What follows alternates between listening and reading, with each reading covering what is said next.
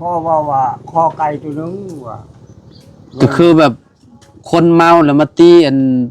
นเบาดีนี้อืมก็เลยชุมเจ้าน่ะคอไก่น้ำเพิ่นตัวหนึงตัวนึงจะพูดคืนแค่ที่ยันมันเอวันนออนคนนี้นะลูกโดยวันนั้นที่ทำเป็นนั้นยันมันเป็น7เป็นเพิ่นบ่ได้อันเสียเงินให้บ่ตุเชียงเงินกับ800,000เพิ่นเสียเงินให้800,000ขอล้านหนึงขอล้านหนึงแต่เพิ่นให้ได้800,000อ๋อ800,000ก็ยาก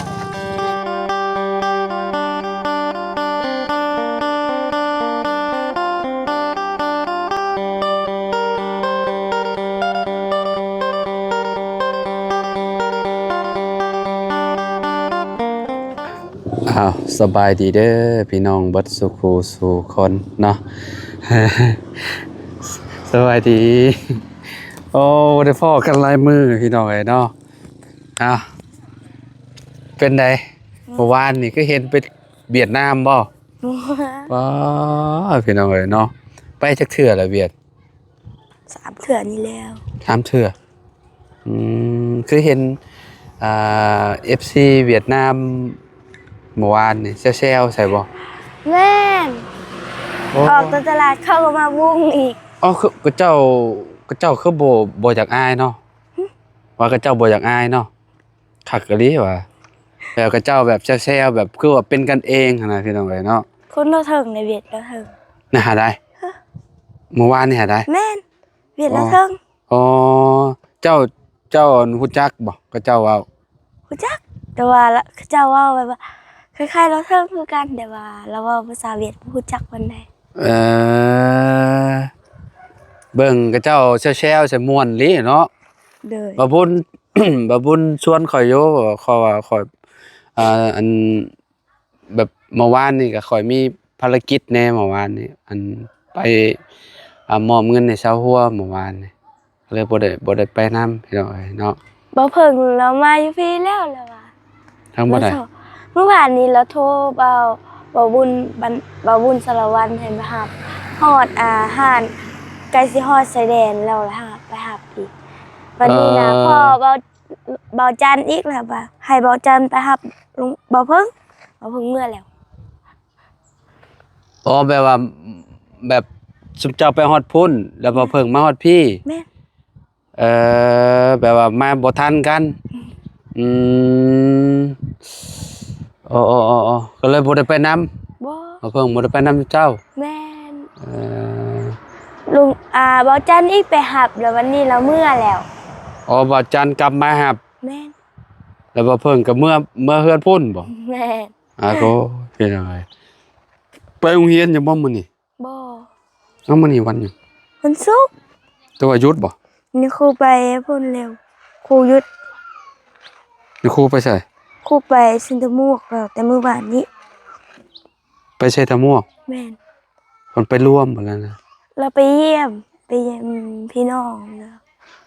แสดงว่ามื้อนี้เจ้าบ่ได้อันนั้นบ่ได้ไปเรียนเมื่อวานก็บ่ได้ไปเรียนสาวกองมีไปเวียกแล้วบ่อยู่ในเฮือนน่ะอ๋อเจ้าบ่ได้เฮ็ดหยังติซะมื้อนี้บ่ฮู้พ่อเจ้าเราไปเวียกแล้วบ่เรายังบ่มาแต่สวรรค์เอาเราไปตั้งแต่มื้อใดบ่ฮู้ลืมแล้วอ๋อแสดงว่าเราไปหลายมื้อติซะเนาะเด้อโอ้พ่อโตหนาวบ่พ่อโตพิงไผหนาวบ่สบายดีโดยสบายดีเด้อเพิ่งแล้วบ่ได้มาเนาะโดยบ่สบายโดยไข้แน่แล้วบาดนี้เมื่อบ้านป้าได้มื้อนี้เมื่อบ้านพังเบิ่งเขาว่าเฮาสิเดินทางกลับบ้านมื้อนี้มาแต่วันที่6พุ่นเนาะมื้อนี้วันที่13ป้าอาทิตย์นึงแหละที่6สิได้กลับมาอยู่ฮะว่าวันที่6สิได้บ่เฮามาวันที่6มื้อนี้วันที่13เนาะพุ่นแล้ววันที่พังเบิ่ง ต้มหยังซะไก่ต้มไก่ผูกแขนผูกแขนไปเอกนี่ผูกแขนลูกผู้ชายเขาตีกันนะเขาตีมัน อ้าว พอ เขา เรียน ชกมันพอเรียนพอเรียนกินเหล้าเมามาแล้วก็ชกมัน อ๋อ พอดีพ่อว่าคอไก่ตัวนึงว่ะ ก็คือแบบคนเมาแล้วมาตีอันเบาดีนี้ เออ อืมก็เลยชุมเจ้าน่ะคอไก่น้ำเพิ่นตัวหนึง ตัวนึงจะพูดคืนแขนยันมัน เอ มันน อ อนคนนี้นะลูกเอ้ย โดย วันนั้นที่ทำเป็นอันนั้นยันมันเป็นเจ็ดเป็นไข้ เพิ่นบ่ได้อันเสียเงินให้บ่ตุ เชียงเงินกับ800,000 เพิ่นเสียเงินให้800,000 ขอล้านหนึง ขอล้านหนึงแต่เพิ่นให้ได้800,000 อ๋อ 800,000ก็ยาก น่าจะ โดยจิบหุกแขนเบาดีพี่น้อยเนาะพอดีว่ามื้อนั้นมีคนเมาเนาะคือที่ชมเฮาถ่ายคลิปนั่นแหละพี่น้อยเนาะอ้าวเห็นยังอ่ะน่ะ ใช้พิมพ์ใช้บัตรบัตร น้องเลี้ยงพี่น้อยเนาะใช่ใจดีอยู่ใช่ใจดี คือว่า อยู่น้ำอาบน้ำบ่ เราเบิ่งคุณซัก เออ คือว่าลูกยังบ่ทันได้เมื่อนั่นตอน8 โมง9 โมงให้ผูกแขนนำพอเด้อ โดยคันว่า ลูกเอ้ย แต่บ่ต้องเงินคำดอกแต่ว่าผูกให้มัน ผูกให้อยู่ดีมีแฮงซะเนาะ โดย พี่น้องเอ้ยเนาะแบบว่า อย่าเขียดอย่าแขนกันเพราะว่าหมู่ก็เมื่อเจตนามันเมาแล้ว โดยแนวนั้นได้คนเมาถ้าคนเมาบ่มีสติน่ะมันเห็นบ่ก็เจ้าในงานบอกงานบุญน่ะเวลากินพวกเหล้าพวกหยังเข้าไปแหละแบบใจใหญ่อะนะ แม่น แบบนั้นแหละ มีแต่ว่าตัวเองอันเก่งเรื่อยอะนะพี่น้องเอ้ยเนาะ แม่ บ่ว่าอยู่ซ้ายประตูเอ้ยคือกันแต่ละบ่อนคือกันเบิด มีแต่ใช้คาที่ใช้หมู่ แม่น แบบนั้น เวลาเมาแล้วแบบมันขาดสติเด้บ่ฮู้เด้พี่น้องเอ้ยเนาะ ว่าคันว่าเว้าแต่ปากอันใครนะอันนี้เราเอามือชกใจโรด เนาะ มันก็ผิดกฎหมาย เว้าซื่อๆเว้าอันนั้นมันก็บ่เป็นหยังดอกอันนั้นเนาะเว้าแล้วมาลงมืออะมันก็เนาะคือว่าแล้วเนาะไผสิยอมเนาะตู้เนาะ ลงมือมันก็ผิด แม่นผิดถ้าแหละร้อยแล้วแหละ เพราะว่าเขาเว้าแต่ปากเนี่ยธรรมดาคนเมา โดย นี่ได้กับมันเว้า เฮาก็บ่ถือสาเนาะ โดยเฮาก็บ่ถือช้า แม่น เพราะว่านี่เอามือชกใช่มันก็ อืม มันกลายเกินคือกันมันเกิ โด น ย เมาแล้วอันนั้น แม่นหั่นแหละโอ้มาบ่มื้อนี้สบายดีเด้อโอ้พี่น้องเอ้ยเนาะเป็นหยังอะน่ะ เป็นหวัดบ่เออ เนาะสบายดี เป็นได้ไปเที่ยวเวียดเมื่อวานนี่นะม่วนบ่อืม เออเอานั่งน้ำกันพี่ก็ได้สิเนาะ เอามักบัดอะแต่ว่า มันกินมันทันมาเลยเถอะ ตามพื้น ซื้อจะได้ก่อนนี่ลืมซื้อไป ก็จะดูนม อะแดะ อะไร อะแดะแปลว่าขี้ร้ายแม่นบ่เราบ่ได้ขี้ร้ายเด้เราก็รอคือกันเออเอามื้อนี้มื้อนี้อันเรามาผูกแขนอ้ายบ่อืมน้องลินไผไปหับมากับไผมา ที่รถฉันแท้ อ๋อรถสองอ๋อ จัก เท่าไหรจ้างมา จากบ้านหยังก็จากบ้านห้วยหอกมาพี่50,000โว้กระเติบหนึ่งอยู่ได้นอกไปสวรรค์นี่เท่าไหร150,000ตะกี้130,000บ่130,000หรือ120,000 แสนสาว คุมื้อนี่คิดว่าน้ำมันแพงๆแบบนี้น่ะไปสวรรค์จะว่า200,000บ่ว่าจัก บอคือเก่า ฮะ คือเก่ารถเลยประมาณเท่าไหร่ รถได้ใช้ ได้ยินเพลินอ่ะ ไปเว้ารถ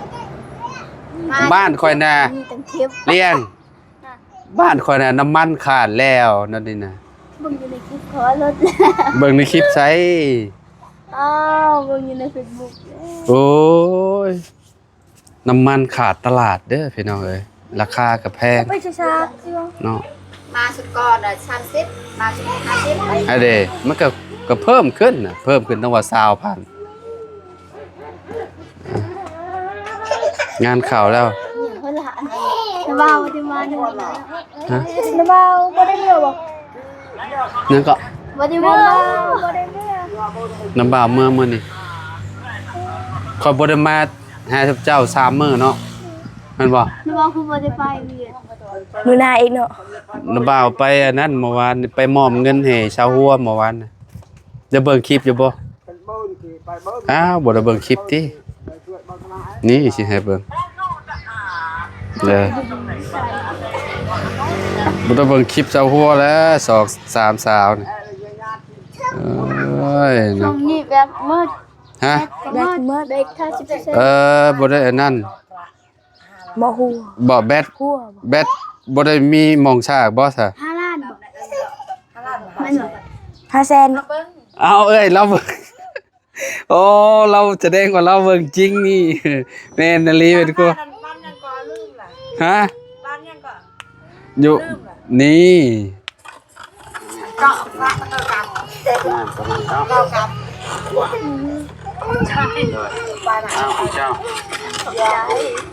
อันนี้เงินมันบ่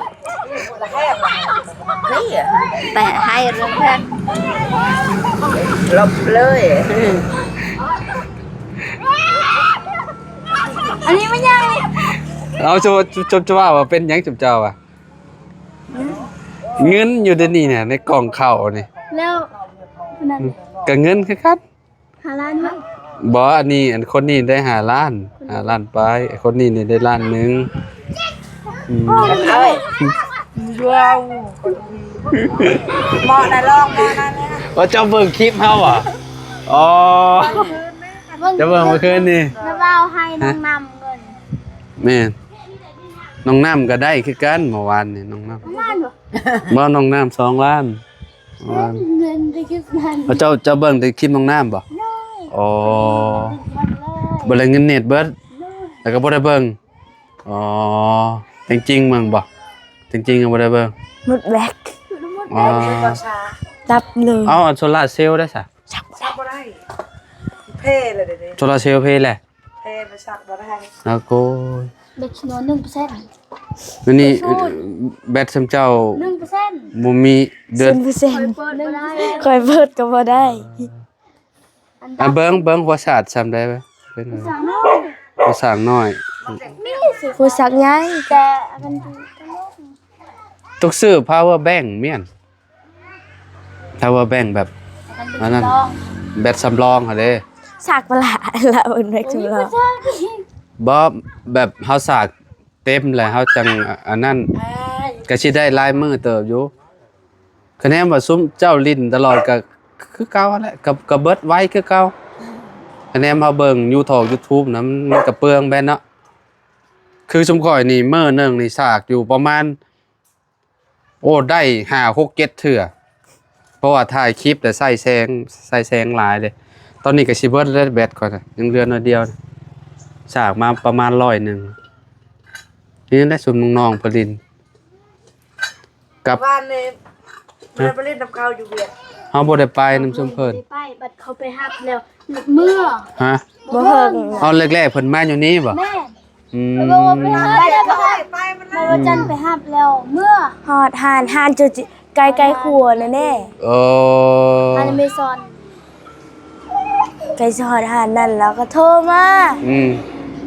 มาหาบแน่ติ แม่น เพราะเมื่อวานนี่น่ะคันว่าบ่ได้ไปพุ่นน่ะบ่ได้ลงไปบ้านเก่งทองเมื่อวานนี่ก็สิไปนํกันอยู่ สิ ว่า ไปอีกได้ออกเงินเดือน อืม คุณไปอยู่กับซันอีกไปเบิ่งทะเลเวียดมื้อวานนี้เลาะบ่หมดซ้ำ นั่นเพิ่นบ่ได้อันนั้นบ่ บ่ เข้าง่ายอยู่บ่ เข้าง่ายคันใกล้ตลาดนี่นะง่ายๆแต่ว่าไปกับซันน่ะ คะแนนเฮาไปฮอดพุ่นเลยต้องเฮ็ดใบขาวไปบ่ บ่ไม่ได้เห็นเขาไป เอาบ่สมมุติว่าเฮาเข้าไปในหั่นน่ะเข้าไปพูนไปสิไกลๆหั่นน่ะ โอ้ต้องมีใบแหละ ต้องมีพวกใบขาวแล้วก็ใบอันนั้นแหละเนาะ เด้อ ไปตอน ทะเลไกลบ่เนาะจุ๊บเจ้าเคยไปบ่ ตังกะสันเนี่ยกับเดอเคยทานสุกี้วันไปเบียดน้ำเบียนเพิ่นอยู่เมืองเวียด พี่น้องเอ้ยเนาะก็อยากไปอยู่ข่อยก็ได้เบียดก็ได้เนาะบ่เคยไปจักเทื่อตั้งแต่เกิดมา ยันบ่ฮู้ภาษากับเจ้า โอ้ไปนี่ก็โอ้ภาษาคือเก่า บ่สมมุติว่าเฮาเข้าไปฮอดข้างในเฮาต้องมีล่ามเด้นะบ่าวว่าเนาะเข้าไปฮอดพุ่นเพราะว่ากับเจ้าสื่อสารมีแต่ภาษากับเจ้าแล้วบัดนี้ แล้วทางอยู่เมืองเวียดก็มีแล้วทางมีแต่แล้วทางเมืองเวียด เห็นอยู่นะบ่าวเห็นอยู่ในคลิปจุมเจ้าหาแตบโคบอยู่ป้าโท คนน่ะภาษาเราเทิงทางนั้นเขาบ่ฮู้ปานใดเขาฮู้หน่อยนึง ก็เจ้าเว้าแล้วก็เจ้าเว้าลาวเทิงได้บ่ม่งแล้วว่าน่ะ แม่นเมืองเวียด ก็เจ้าแบบใส่สุดเป็นม่งเป็นหยังหั่นน่ะเนาะเขาก็ฮู้กันภาษาเวียด อ้าวโทรศัพท์ข่อยหลักโทรไปบ่าวบุญโดยข่อยถ่ายคลิปอยู่โดยโอ้ยพี่น้องเอ้ยจับโทรศัพท์บ่าวบุญว่าสั่งเข้าท่าว่าซั่นเนาะ บ้านเราเนี่ย ฮะเฮากับเมื่อคือกัน มา เพิ่นก็เมื่อบ่ บ่ฮู้เนาะบ่าวบ่ฮู้คือกันสิเมื่อบ่เพราะว่ามื้อนี้น่ะเบิ่งบ่าวจันก็จักว่าสิเมื่อบ่จักกับบ่ฮู้คือกันแหละถ้าเบิ่งแล้วยิงเหลือแต่ไผบาดนี่อยู่นี่ ลุงเพิ่ม ลุงเฮิมเพิ่นสิเมื่ออยู่บ่หรือว่าจังไดก็บ่ได้ถามกันนั่นน่ะพี่น้องเอ้ยเนาะ ลุงเพิ่มว่าบ่มือ ฮะ ลุงเพิ่มว่าบ่มือ ลุงเฮิมว่าลุงเฮิมบ่เมื่อม่วนเนาะเมื่อวานนี่เนาะไปเวียดเนาะไปก็บ่ได้ยากบ่ได้เนาะเอารถใหญ่ข้ามไปพี่น้องเอ้ยเนาะคันไปค่ะละบ่าวนี่เขา ชวนมื้อหน้าสิชวนบ่าวบุญไปก่อน พาเบายาวแหละม่วนไป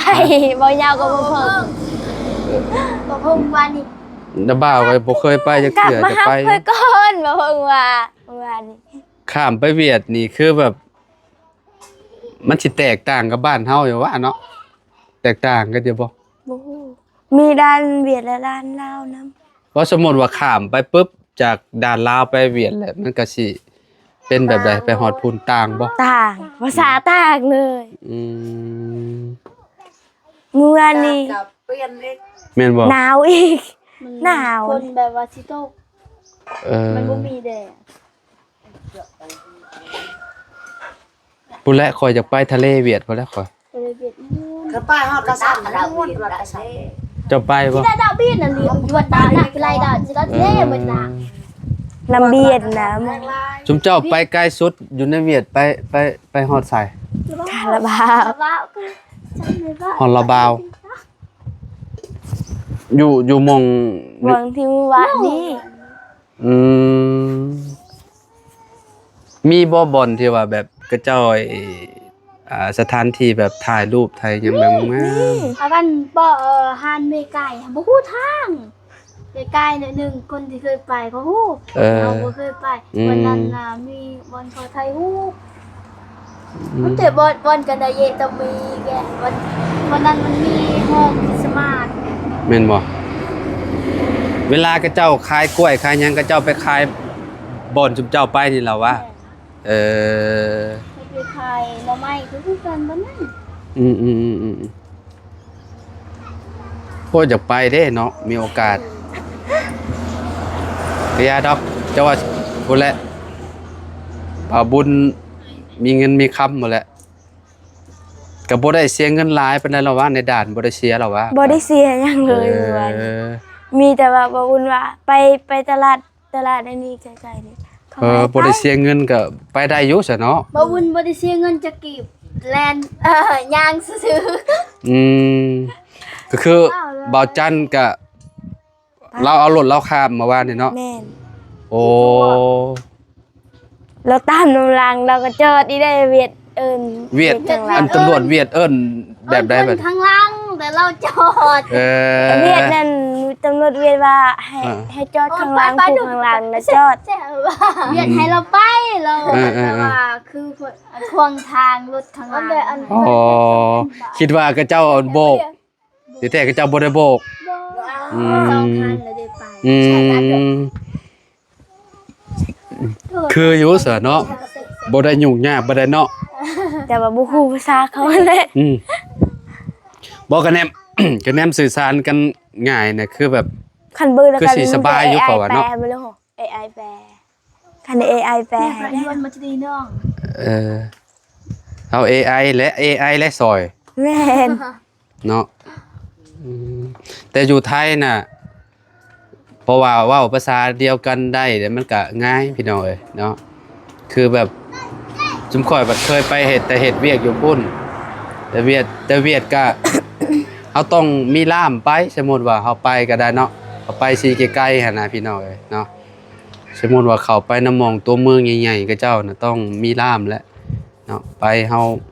เวลาเฮาซื้อข้าวซื้อหยังก็มันอยากลำบากตัวนั้นเนาะเวลาเฮาหิวน้ำหิวหยัง จังดาจังดา ก็ต้องแลก ไม่เคย คะแนนเข้าไปในต้องแลกเงินเวียดแม่นบ่ แม่น ต้องใช้เงินเวียดเนาะ แม่น ใช้เงินเราก็ได้ เอาได้บ่ ยูนิบาลเนี่ยใช้เงินลาวได้แต่ว่าไปฮอดพุ่นซั่นบ่ได้กันล่ะ พอเกซันบ่ได้ ต้องแลกจากพี่เนาะ แม่ แล้วก็ไปใช้อยู่พุ่นบอกคุณนั่นแล้วก็ให้มันจัง บ่วุ่น ซื้อตัวไม่บ่วุ่น บ่บุญสิเข้ามาอยู่พี่อยู่บ่เนาะเพิ่นยังสิเข้ามาหาท่านเจ้าอยู่บ่โอเคซะเนาะเดี๋ยวออกไปหากินข้าวกับบ่บุญก่อนพี่น้องพอดีว่าเพิ่นสั่งข้าวท่าอยู่เนาะ2-3 มื้อเนาะบ่ได้เข้ามาหาทางน้องๆเพิ่นเนาะ สกายเลิก อากาศก็คือแบบเดือน3แหละสิเข้าเดือนเมษาอะไรก็ยังหนาวอยู่พี่น้องเอ้ยเนาะเดือนสิมาเดือนสงกรานต์แล้วบาดนี้เนาะไว้ว่าอีหลี เดือน3เมษายนและสงกรานต์ แม่เดือน4เด้เดือน4เมษาวันที่13 14 15สงกรานต์แล้วพี่น้องเอ้ยปีใหม่ลาวเนาะ การก็สงกรานต์อยู่แหละเนาะบ่มีไปนอนอยู่เฮือน เสียมัน เสียหญ้ามันอันหญ้าขึ้นหลายแล้วบ่ ลาย แล้วดอกเนาะหลายคนอยู่เสียสายคันเราคงมีกับบ่อยู่แหละไปแหละ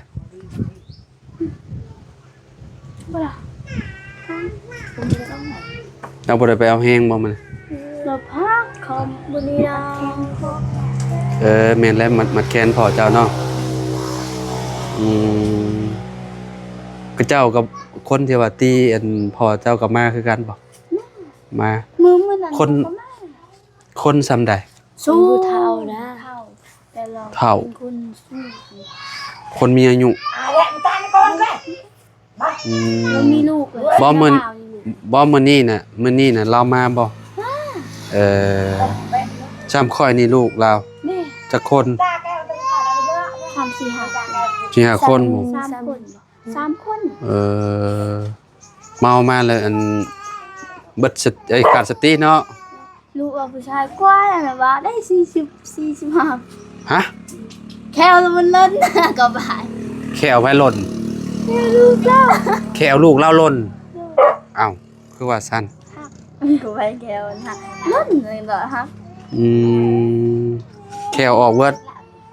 ลูกเล่าได้แขวหล่นออกเบิด แต่ในล้นหมดค่ะตอนนี้ล้นหัวนี่ หล่นล่มบ่จ้ะเนาะ แล้วล้นแก้วแล้ว แขวออกซื่อๆว่าใจดีหมดล้น เจ้าว่าอันสูบยาหลายประจำเนาะ ไม่ชุบเลยยามา สูบยาหลายแล้วยันแบบมันกัดเด้มันกัดแขวกันหยังเด้เนาะแม่นบ่เนาะก็คิดว่าจังซั่นเนาะแขวออกเบิดเลยเนาะ บ่อาจารย์เลือดของบ่ดี ฮะ ว่าอาจารย์เลือดบ่ดีเลย บ่แม่นดอกครับว่ายัน ไปอีกแล้วเอาไงครับเท่า เจ้าจักดัดอยู่บ่แขวเลี้ยงหึ แค่ค่อยเท้านี่กับไป ไผว่าอยากดัดดัดนั่นน่ะ เจ้าก็อยากดัด แควจริงๆมันใคร เจ้แขวเจ้างามอยู่สิอยากดัด แควคอยมันห้างฮะมันห้างฮะแควคอยมันห้าง จัดฟันเนาะคงใจดีเด้ ห้างแล้ว คงใจดีงามแล้วคงเจ้าก็งามแต่จริง คอยนี่แหละมันตะกี้กับแบบมันห้าง คือกันน่ะ บ่มันห้าง ไปจัดดีไปจัดเข่านี่นะหน้าลิฮะ รุ่นดีนะ2 ล้านมันแบบว่าเอาแค่มันเป็นแบบแค่จะดีนี่งามงาม ก็เจ้าสิดึงเข้าให้เนาะดึงเข้าให้ ครูบ่ให้ใส่ ฮะ ครูตอนเจาะ ครัวกูแกนยมตา ครู แค่ แควน้องแต่งจริงน่ะคือ เนี่ยผู้นั่นน่ะแหละนั่นน่ะ ใช่ทางหน้าน่ะแล้วทางหลังน่ะ นั่งคือดึงนอน ลูกเล่า นั่นผู้ใส่หมวกเหลืองน่ะ หลับอะไร ผู้ใส่เสื้อ ผู้ใส่เสื้อดำนะแถวมดล้นแล้วเอาไปอะไร อะไรอยากกินเลยแต่ โอ้ก็เจ้ามาแล้วแต่พี่น้อง พ่อ โอ้ ค เนาะ นที่ตีไม่ได้มา เอาแล้วไป เอ อีกแล้ว อ เขาไปเอาอีกลูกเล่าอะไร แล้วผูกแขนลาวเนาะ สีดำยายคอยเป็นตายาว เออ เด็กหนึ่ง ไปสารบ่าวไปปะเลยเด้อเนาะไปหาปลาบุญมันก่อนเนาะคันว่าปลาบุญเข้ามาอีกก็สิเข้ามาอีกรอบหนึงเนาะไปพ้อกันใหม่เนาะ เด้อ นะสบายดีเด้อสบายดีไปเลี้ยงสบายดีเด้อพี่น้องเด้อเนาะเอาอยู่ดีมีแฮงบ่สุขุสุขคนเนาะขอบคุณหลายๆพี่น้องเอ้ย